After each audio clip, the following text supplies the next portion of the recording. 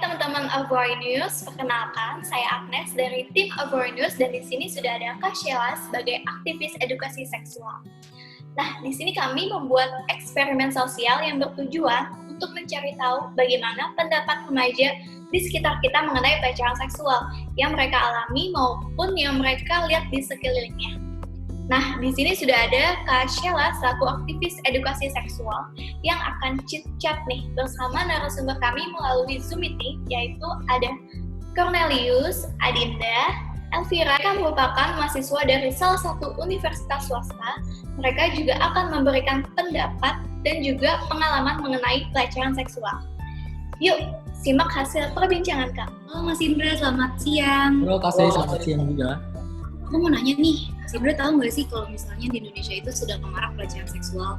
Saat ini sih, iya sih kelihatan banget ya dari pelaporan orang yang biasanya suka di catcall gitu di pinggir jalan, kan itu juga termasuk ke pelecehan seksual. Kalau misalnya menurut Mas Indra sendiri, pelecehan seksual di Indonesia itu kayak gimana sih Mas? Terus solusinya apa sih? Kalau menurut aku sih ini ya masih sedikit banyak banget contoh-contohnya kayak misalnya catcall gitu kan juga termasuk kan ke dalam salah satu pelecehan seksual yang sering terjadi di Indonesia. Kayak banyak banget nih, aku ada pengalaman temen cewek aku bilang dia pernah jalan-jalan waktu dari depan mau masuk rumahnya, itu banyak kayak kumpulan anak-anak remaja biasa anak cowok gitu kan suka godain cewek kayak hey kemana kayak gitu-gitu, itu kan juga termasuk salah satu seksual di Indonesia, bisa dikatakan itu banyak banget terjadi gitu sih. Kalau sendiri sih ya sebenarnya itu harus ya bagaimana terhadap apa yang dilakukan atau dia berperilaku ke orang itu bagaimana. Kalau misalnya remaja-remaja lagi lebih baik diam atau biasa aja sih kayak udah kayak benar-benar biasa aja kayak nggak terlalu gimana ya, terlalu terkait dengan harus ngobrol kita kalau misalnya lagi sedih. Terus kalau misalnya Mas Indra sendiri pernah nggak ngalamin pelecehan seksual? Puji Tuhan kalau sih belum ya. Oh gitu, ya udah bagus deh Mas ya, terima kasih. Halo, selamat siang Kak Dinda. Halo, selamat siang Kak Sheila. Kak Dinda tahu nggak sih misalnya nih, kan di Indonesia tuh lagi marak pelecehan seksual ya. Menurut Kak Dinda sendiri, pendapat Kak Dinda soal itu gimana sih? Pendapatku kalau di Indonesia tuh masih banyak kayak untuk pelecehan. Paling sering tuh aku temuin tuh catcalling. Jadi masih sering terjadi.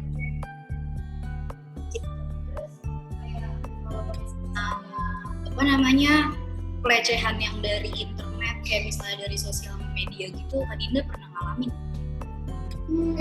Aku kalau di sosial media sih aku belum pernah. Tapi mungkin teman-temanku banyak yang belum ngalamin. Kalau misalnya pelecehan seksual in general kayak di sosial media atau bukan di sosial media, Kak Dinda pernah ngalamin? Kalau untuk aku sendiri sih aku alhamdulillah nggak pernah ngerasain, nggak pernah ngalamin. Oke deh, kalau misalnya gitu, makasih banyak ya Kak Dinda atas informasi dan waktunya. Halo, selamat siang Kak Elvira.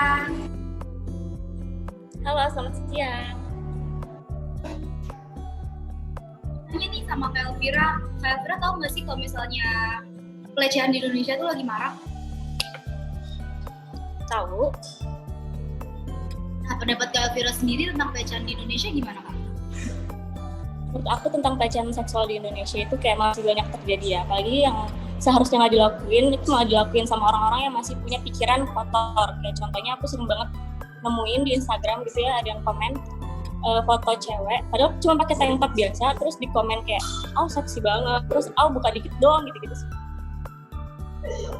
Jadi pelecehan yang Kak Elvira tahu nggak cuma di secara langsung, tapi juga di internet dan di sosial media ya Kak? Iya. Nah kalau Kak Elvira sendiri pernah ngalamin nggak pelecehan secara langsung maupun di sosial media? Aku sih pernah sih di Instagram ya. Waktu itu aku pernah ngepost story, padahal cuma pakai tank top biasa gitu kan. Terus ada yang reply kayak ada yang bola tapi bukan bola, terus kayak buka dikit doang gitu-gitu sih, kayak nggak penting gitu sebenarnya.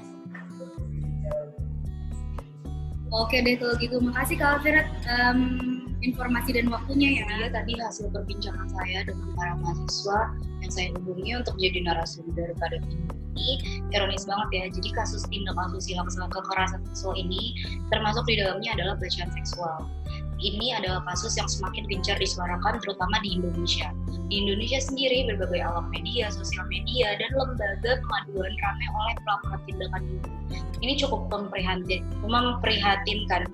Jadi kini kasus ini tidak hanya dialami oleh perempuan, tapi laki-laki juga merasakan dampak dari pelecehan seksual yang ada di Indonesia dan bahkan di seluruh dunia. Data dari Lembaga Perlindungan Saksi dan Korban mencatat bahwa adanya peningkatan kasus kekerasan seksual di Indonesia. Peningkatan kasus kekerasan seksual tersebut mencapai 100 lebih dalam setahun. Bahkan kekerasan seksual di tahun 2018 itu ada 401 kasus. Bertambah sekitar 100-an kasus pada 2019, apalagi tahun 2020. Jadi bahkan gak cuma dari orang asing. Si pelecehan seksual ini dan kasus ini pun banyak pula yang dilakukan justru oleh orang terdekat, baik teman atau bahkan keluarga sendiri. Jadi yang saya dapat adalah hasil survei dari Komnas Perempuan pada tahun 2019 menyatakan bahwa hampir 90% kasus pelecehan seksual dan pemerkosaan tidak terlaporkan. Alasan utamanya karena korban yang menjadi korban pelecehan seksual itu takut untuk menyuarakan apa yang sudah mereka alami.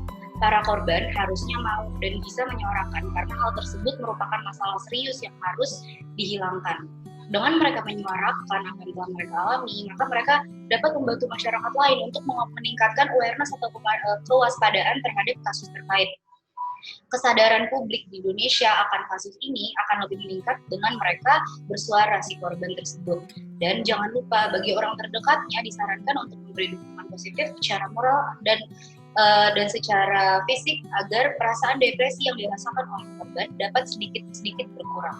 Terima kasih. Teman-teman, Avory News, itu dia kesimpulan dari video ini. Saya berharap agar video ini dapat menimbulkan kesadaran bagi masyarakat bahwa fenomena ini merupakan fenomena yang harus dihilangkan dengan proses yang baik dan sesuai.